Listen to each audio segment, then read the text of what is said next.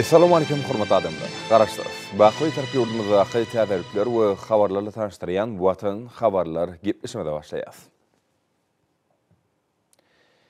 Şuň hormatly prezidentimiz Gurbanuly Berdimuhammedow Lukoil açyk paýdarlar jemgyýetini ýolbaşdy Wagit Alikperow kabul etdi. Hormatly prezidentimiz Oğulkent mehmanhanasyna gelip, bir ýerde Lukoil açyk paýdarlar jemgyýetiniň ýolbaşdy Wagit Alikperow kabul etdi. Уважаемый Вагит Юсуфович, добро пожаловать. Весьма рад приветствовать вас на гостеприимной туркменской земле. Являясь одним из крупнейших мировых производителей углеводородов, Туркменистан последовательно выступает за налаживание широкого международного сотрудничества в области энергетики.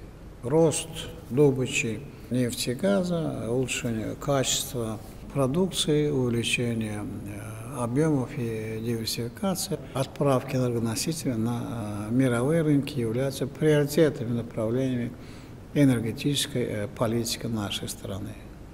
Осуществляемые в стране масштабные программы и инфраструктурные проекты в области нефтегазовой промышленности открывают большие возможности для сотрудничества с зарубежными партнерами.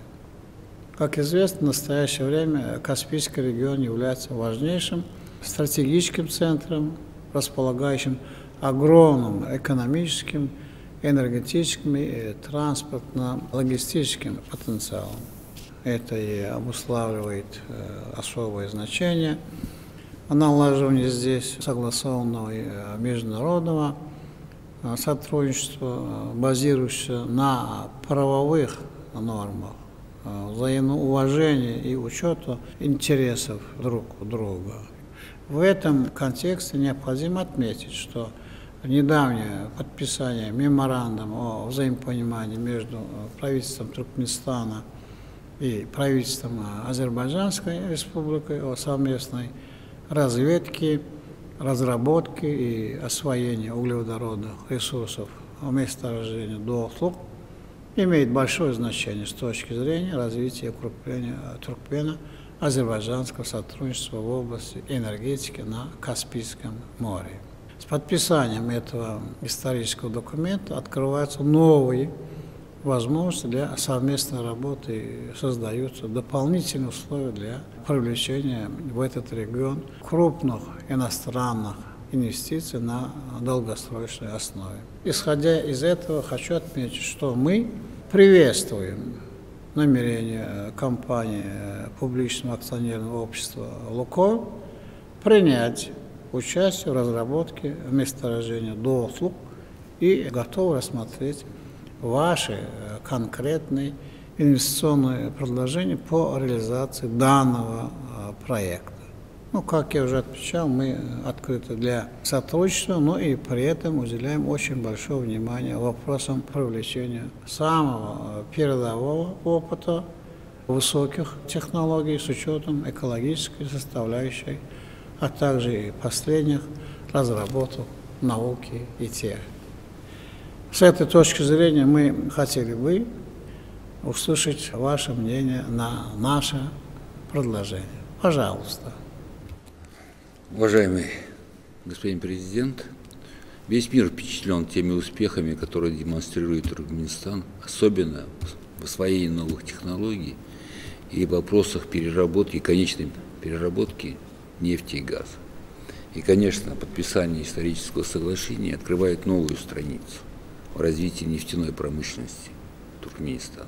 Я вам делал презентацию, вы знаете, что наша компания имеет уникальный опыт работы на шельфе морей, не только в Каспии, но и на Балтике, и на глубокой воде. Поэтому мы сегодня прикладываем максимум всех усилий, мобилизуем лучший персонал со всех наших проектов для того, чтобы быть готовыми к реализации проекта, такого уникального проекта «Doğutluk». То есть я уверен, что мы оправдаем ваши ожидания, мы будем четко регулировать свою деятельность со всеми самыми строгими требованиями к экологии, потому что мы знаем Каспий, мы знаем ранимость Каспия, поэтому наши технологии будут самые современные. Самые современные и экономически эффективными будут технологии по построению проектов разработки и обустройству этих месторождений.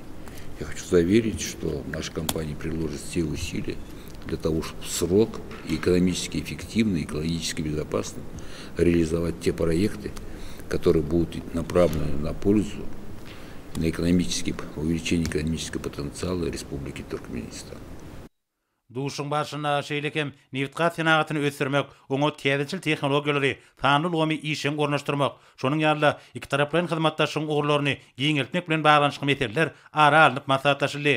Bilinçli ýalňyz energetika toplum boýunça ägir türlü mümkinçilikleri bolan we burada halkara hyzmatdaşynyň oňun tejribesi toplanan Türkmenistanyna neftat sanatyny mundan meýlekde ösürmek babatda ägir türlü mümkinçilikler bar. Bu bolsa hyzmatdaşlyk gatnaşyklarynyň işleňleşdirilmegini we onuň köpügürlük esasy ösürilmegini şertlendirýär.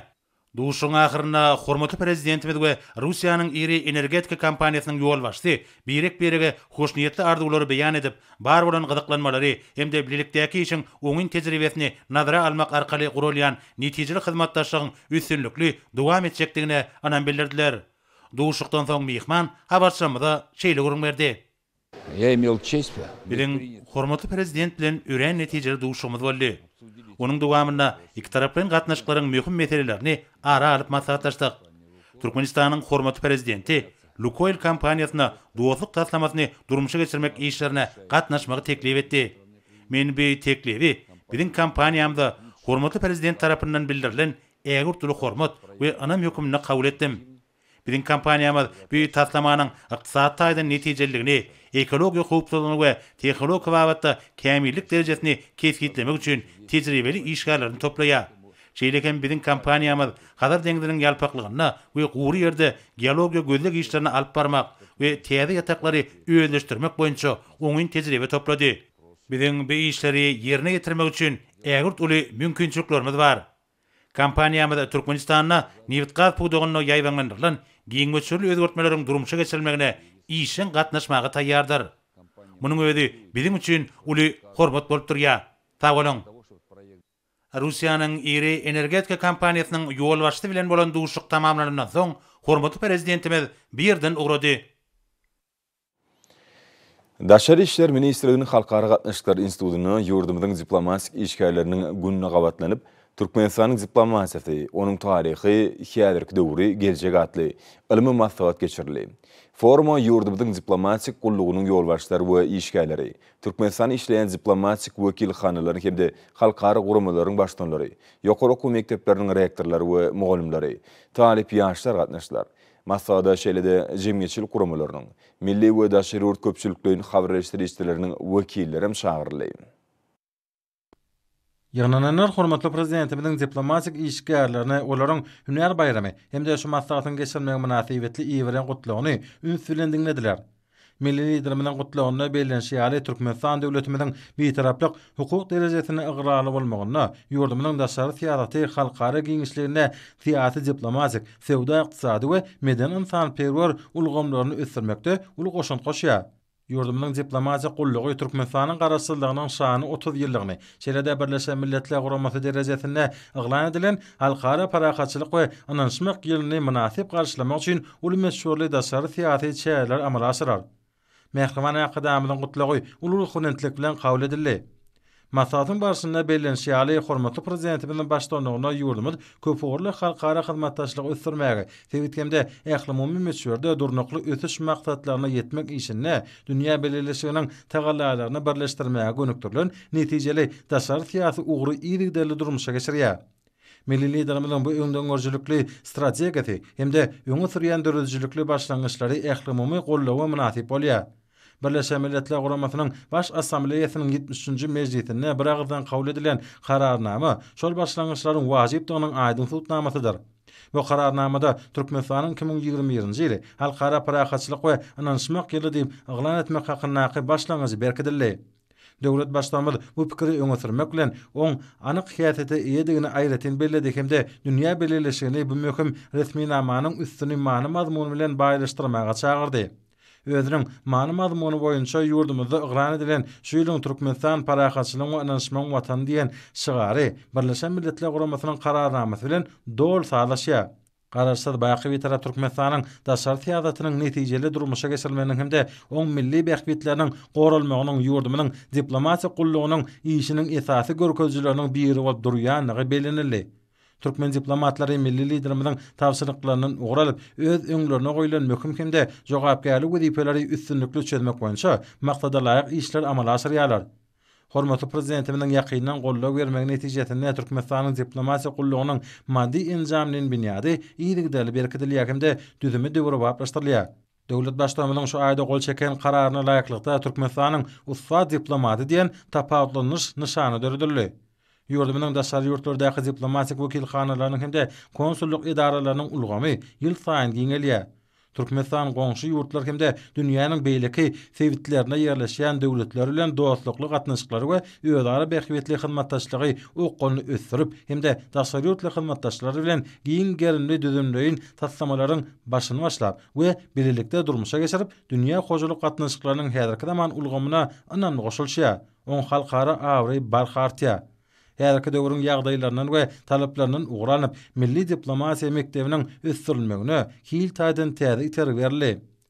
Şu babatda ýokary hünärli işgärler taýýarlamagy möhüm ähmet berilýär. Munyň özi täze hünärler açmak, bilim bermek işini öňdewazy sany tehnologiýalar hemde innovasiýon usullary işçiň ornaşdyrmak, daşary ýurtlaryň esasy ugurdaş ýokary okuma mektepleri bilen özara peýdaly tejribe alşmak zerur dogny şertlendirýär. Bular barada maslahatda giň işleýän gurrun edildi. Şeride çykyşlarda bellenşäli halkara gurumalarynyň ýanyna hemde daşary ýurtlarda watanmyň bähbitlerine wekilçilik edýän Türkmenistan diplomatik dönemi milli liderimiň başlangyçlaryny ilerletmegi hemde iş ýüzünde ýygydaly durmuşa geçirmegi özüniň esasy maksady hasaplaýar. Şol başlangyçlar häzirki döwrüň wajyp meselelerini sağlaşyly çözgütlerini işläp taýýarlamagy, özara hormat goýmak we ynanyşmak, din hukuklyk hemde netijeli ýöregeler esasynda köp ugly hyzmatdaşlygy ösdürmäge ýardam etmäge gönükdirilendir.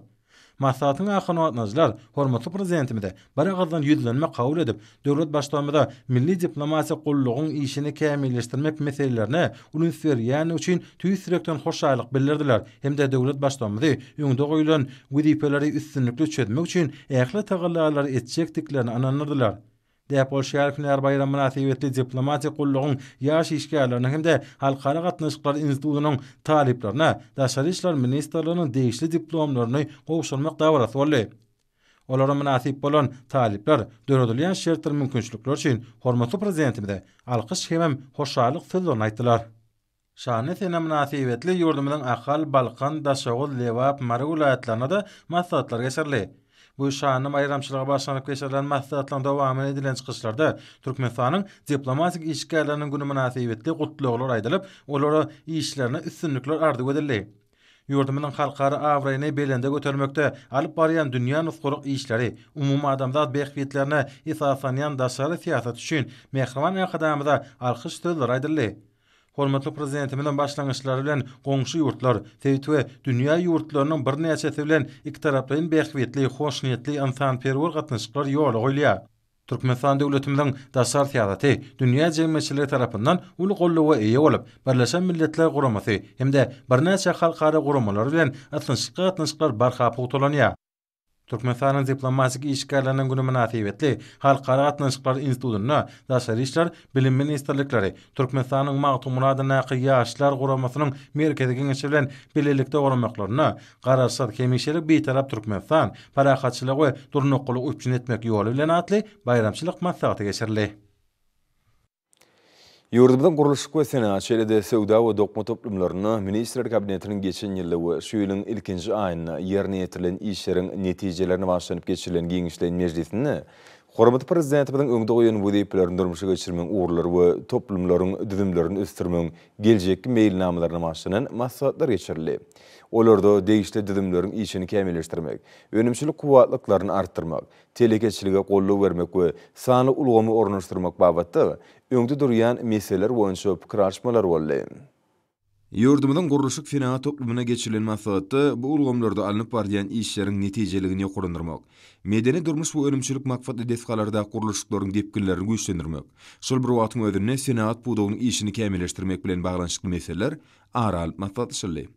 Bellenşe ali Ministrler Kabinetinin 2020-nji ýylda we 2021-nji ýylyň ýanwaryna ýerine ýetirilen işleriň netijelerine başlanyp geçirilen meclisinde ýurdumyzda desgalar işe girdimän maýa goýu maksatnamasynyň ýerine ýetirilşi. Şelde kimik önümleri getirmek, önürmek we yerlemek babatyna işi ygtyarlandyrmak hakynda düzgünnamany tasdiklamak barada kararyň tasdiklamasy bilen baglanyşykly meseleler garaldy. Şunun bilen malykda hasawat döwrüne gurulşyk senagat ulgamyny önüme öndürmegiň hemde hyzmatlaryň beýlenamasy 118,4 götürüm ýerine ýetirildi. Ötüş bolsa 122,5 götürme barabar boldy. Şu ýylyň 1-nji aýyna gurulşyk senagat ulgamyny önüme öndürmegiň we ýerine ýetirilen işleriň beýlenamasy 131,6 götürüm ýerine ýetirildi. Ötüş 115,6 götürme deň boldy. Maslahatyň dowamyna çykşedenler ýurdumyzyň gurulşyk senagat ulgamyny, şol sany energetika önümçiligini, Türkmen Hime Döwlet Konsernini we Aşgabat şäher häkimligini alyp barlayan işleriň depkinlerini ýoklandyrmak, bu önümçiligi häzir tamanyň ösen tehnologiýasyny, sanly ulgamy ornaşdyrmak, şunlukda ekologiýa meselesine möhüm ähmiýet bermek boýunça hormatly prezidentimiň öňde goýan tapşyryklaryny ýerine ýetirmeň ugurlary bardy gurrun etdiler. Häzirki döwürde gurulşyk senagat toplumynyň ähli düzümlerini ösürmek, olaryň işini kämilleşdirmek we ilmiň ýokary gazananlaryny, dünýäniň ösen tejribesini ornaşdyrmak meseleleri döwlet siýasatynyň möhüm ugurlarynyň biri bolup durýar. Şunlukda ýerine ýetirilen işleriň netijeli häýaty eýe bolmagyna toplumlaryň çäller gönükdirilýär. Aýratynam ýurdumyzda desgalar işi girdimän maýa goýu maksatnamasyny ýerine ýetirmek bilen baglanyşyk meselelere möhüm ähmiýet berilýär. Munyň özi işlenip taýýarlanan tasdamlaryň we gurulşygyna badalgy berilen desgalaryň öz wagtyna gurulyp gutorulmagyna we gurulşyklarda ýokary hil derejesiniň üpçün edilmegine aýratyn ähmiýetli bolup durýar. Şelde masagyň dowamyny hormatly prezidentimiň hereket edýän kanunçylygy üýtgetmeler we goşmaçylar girdimegi gödöňüni tutýan täze düzgünnamany kabul etmek wajypdygyny aýdyp, degişli karary gol çekmeginiň bu ugurda alınıp barlayan işleri kuwatly iter berjekdi bardy giňişleýin maglumatlar beýan edildi. Şu ýol üçin niýetlenen gurulşyk maksatnamasynyň üstünlikli durmuşa geçirmeginiň möhüm talap bolup durýanyny bellenilip, maslahaty onuň çäklerini ägirli işleriň geçirilmegi uğruna zerur taýlalaryň edilmeligi bardyny ýaly. Hökümet meclisinde bellenşi ýaly, maliýeleşdirmeň ähli çeşmeler boýunça düýpli maý goýumlarynyň möçberi 40 milliard manada goýulýar. Bu bolsa zawod fabriklaryň, hassahanaryň, saglyk merkezleriniň we öýleriniň, mektebe çeli çağlar idaralarynyň, mektepleriň, medeniýet öýleriniň, dolandyryş merkezleriniň, täze şäherçileriň ýaşaý jaýlarynyň gurulşygyny hemde durkuny täzelemegi öz üçin alýar. Şeýlelikde diňe bir gurulşyk senagat pudoklaryny däl eýsem Türkmen Hime Döwlet Konserniniň, Energetika Ministrliginiň düzümlerini, Aşgabat şäher häkimliginiň degişli gullyklaryny alyp barlayan işler maksatnamadan gelip çykkan wezipeleriň üstünlikli ýerine ýetirilmegine gönükdirilmeligi bardy aýdyldy. Çykyş edenler bu toplumyň düzümleriniň işini kämilleşdirmek, oňa häzirki zaman tehnologiýalaryny, sanly ulgamy ornaşdyrmak we umumyň önürjülükli zähmet çekmek urnuny döwlet derejesine alyp edýän üçin arkadan prezidentimize hoşçalyk sözlerini aýtdylar. Hemde öňde durýan wezipeleriň bir kemsiz berje edilmek urnuny ähli zerur taýlalaryny gaýgyrmajakdyklaryny anandyrdylar. Şeýle sowda toplumyna bu ugurda we ýurdumynyň dokma pudoklaryny, telekeçilik ulgamyny alyp barlayan işlere başlanyň we hormatly prezidentimiz Gurban Berdimuhammedowyň öňde goýan wezipeleriniň üstünlikli ýerine ýetirilmegini öz üçin alýan maslahat geçirildi. Maslahatyň dowamyny Ministrler Kabinetiniň geçen ýyly we şu ýylyň 1-nji aýyna ýerine ýetirilen işleriň netijelerini başlanyp geçirilen giňişleýin meclisinde milli liderimiň beren tapşyryklaryny ýerine ýetirmek hemde sowda we dokma pudoklaryny, telekeçilik ulgamyny alyp barlayan işleriň depkinlerini ýoklandyrmak meseleri aralyp maslahatlaşyldy. Döwlet başlanypyň sowda toplumynyň öňüne goýan wezipelerini durmuşa geçirmek maksat bilen önümçilik kuwatlyklaryny netijeli peýdalanmak, sanly ulgamlary, ilmiň we tehnologiýalaryň iň soň gazananlaryny giňden ornaşdyrmak, içerki badar hemde eksport üçin ýurdumyzda öndürilýän önümleriň mukdaryny artdyrmak, buduň mali ykdysady ýagdaýyny seljermek, hemde gerdejiler köpeltmek uğruna edilýän köp taraply işler boýunça pikir alşmalar boldy. Bellenşiýal hasawat döwrüne sowda we daşary ykdysady aragatnaşyklar ministrligi boýunça sowda dolanşygynyň mukdary geçen ýylyň degişli döwür bilen deňeşdirilende 110,2 götürme barabar boldy. Dokma Senat Ministrligi boýunça geçen ýylyň degişli döwür bilen deňeşdirilende ähli ugurlar boýunça oňuýun ösüşler gazanyldy. Senagatçylar we Telekeçiler Birleşmesi boyunça ova hojalyk we azyk önümlerini kemde senagat önümlerinin öňürilişiniň ösüşi değişiklikde 155,6 we 101,3 götürme barabar boldy. Maslahatda berilen şeýle bu görkezleri hasam östürmek, sarp edilen haritlaryň çykarlayan möçberlerini artyrmak üçin äkli zerur mümkinçilikler bar. Bunun üçin önümçilik ulgamlarynyň dol kuwatyny işidilme uğruna zerur tagalar edilmeliler.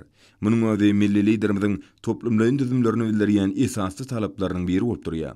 Häzirki döwürde finansiýalar we telekeçiler birleşmesiniň agzalary tarapyndan amalga aşyrylan işleriň dipkini ýoklandyrmak uğruna zerur tagalar edilýär. Hususiýetçiligi döwlet tarapyndan berilýän giň möçberli golluglardan ruhlanýan telekeçiler milli ykdysadyýetimiziň äkli pudoklaryny işçilik görkezýärler we gazanlayan ösüşleri münasip goşunt bolýarlar.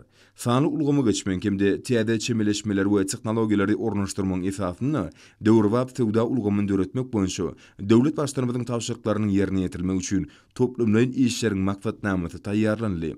Eksport uğru haritlaryň çykarlayan mukdaryny artdyrmak, iň täze ýokary öňürjilikli enjamlar we innowasion tehnologiýalar bilen üpçün edilen, özüni ödeýän kimde aýry-aýry pudoklaryň ötüşi bilen bagly meseleler çözmäge ukuyuply, ýeri tehnologik kompaniýalar we firmalar döretmek häzirki döwrüň möhüm talaplarynyň biri bolup durýar.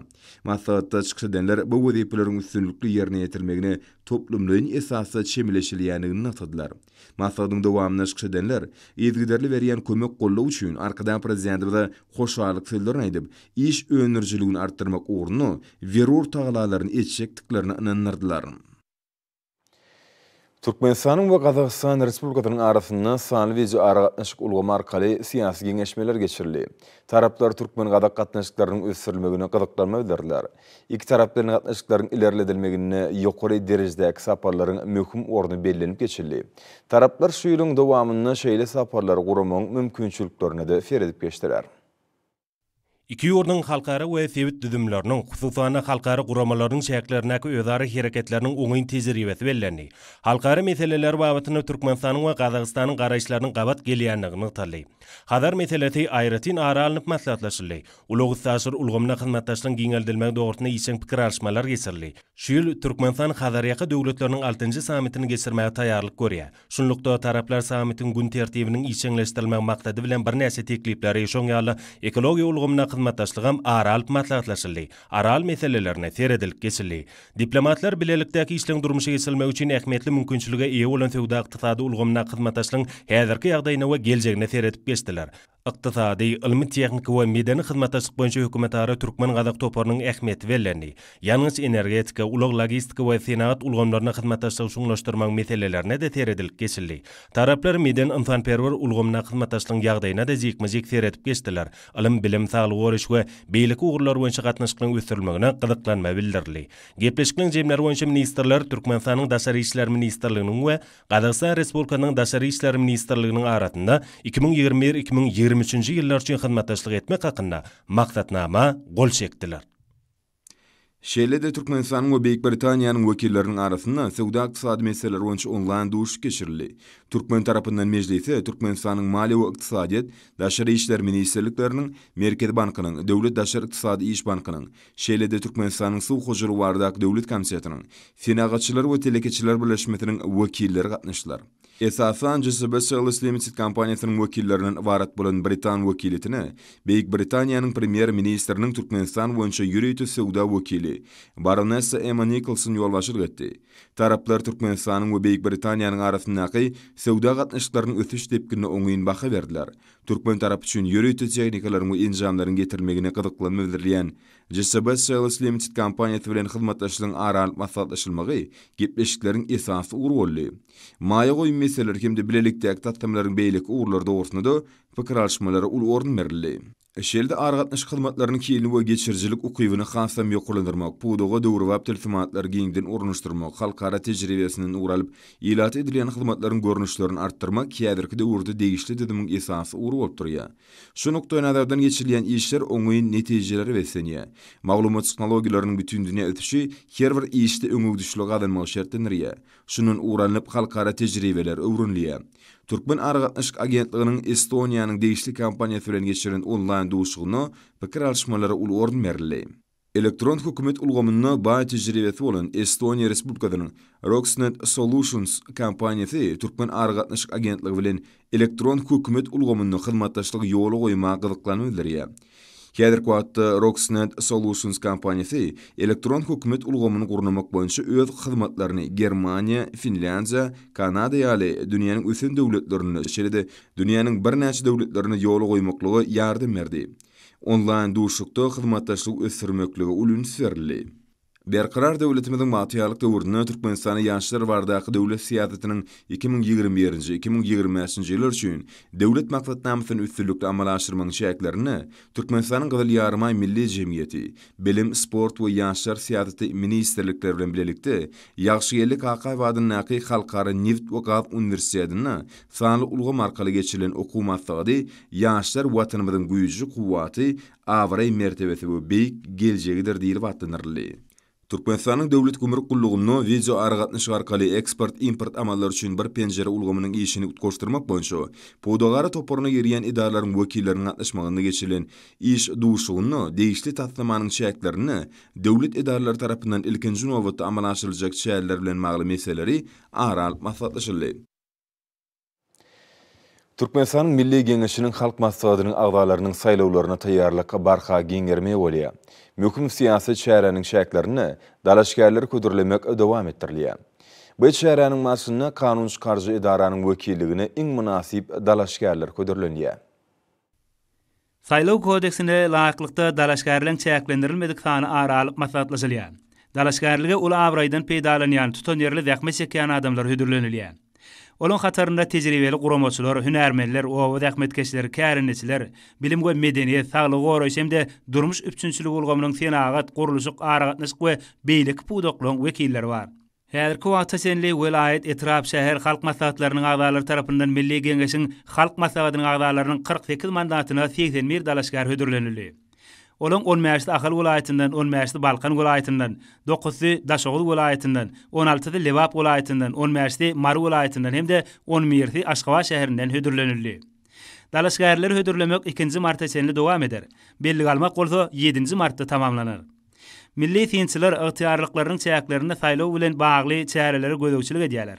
Hormatly prezidentimiziň nygtaşy ýaly Milli Parlamentiň hil taýdan täze 2 palataly düzüminiň kemale getirilmegi, garaşly Türkmenistanyň syýasy ösüşiniň hukuk esaslaryny pogtalandyrmak, döwlet häkimiýetiniň idaralarynyň işiniň netijeligini ýokarlandyrmak hemde raýat jemgyýetini mundan beýlägen pogtalandyrmak üçin amatly şertler döreder. 28 martda boljak saýlawlar milli liderimiziň başlangyjy hemde ýol başlygynda Türkmenistana ýaýbanlandyrylan demokratik özgörtmeliň ýolyna täze ädim bolar. Hormat anlar, numara yurdumyzyň welaýatlaryny wepat etmez Aşgabatda 18 fevral saat 20-den 19 fevral saat 20-nji boljak wagt barady. Türkmenistanyň howa maglumat gullugynyň berýän habar bilen tanışyryň.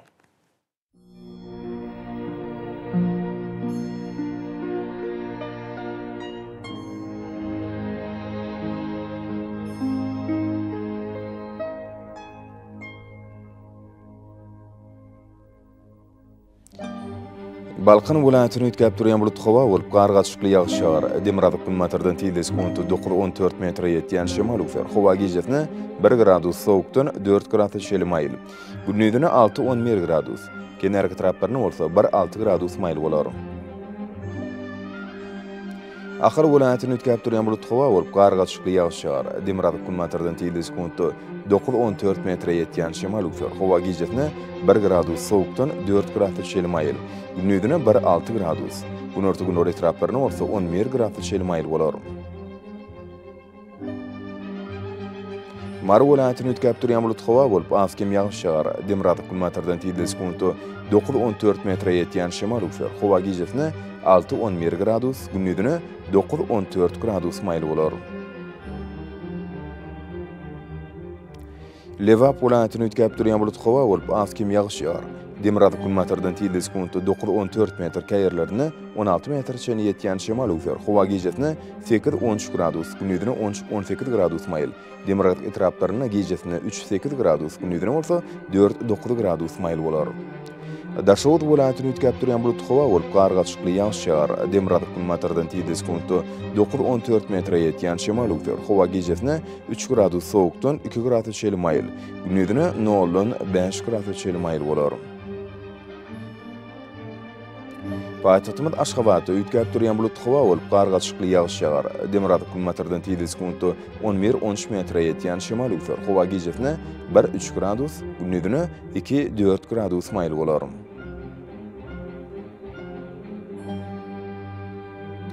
Ýurdumyz boýunça fevral aýynyň 19-ny magnit hadisasynyň durnukly ýagdaýda saklanmagyny arşylýan.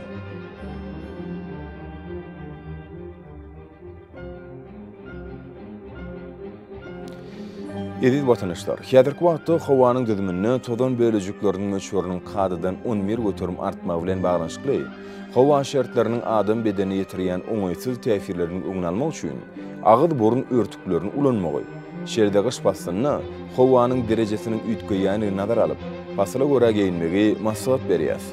Mehriman ýeşler, bu düzgünleri berk berjäýsiňiz, ýylyň islenlik basynyny öz saglygyňyzy gorap bilersiňiz. Mehriman adamlar, şunun bilen watan habarlary gepleşimde jemleýäs. Berkarar döwletimiziň batýarlyk döwründe aty watanymyz Türkmenistan ýakly babatlarda düşürsenýär. Ýakly şoň özünni bolsa halkyň behbidi we çünki biziň ýurdumyzda döwlet adam üçindir. Hoş tabanyňyz.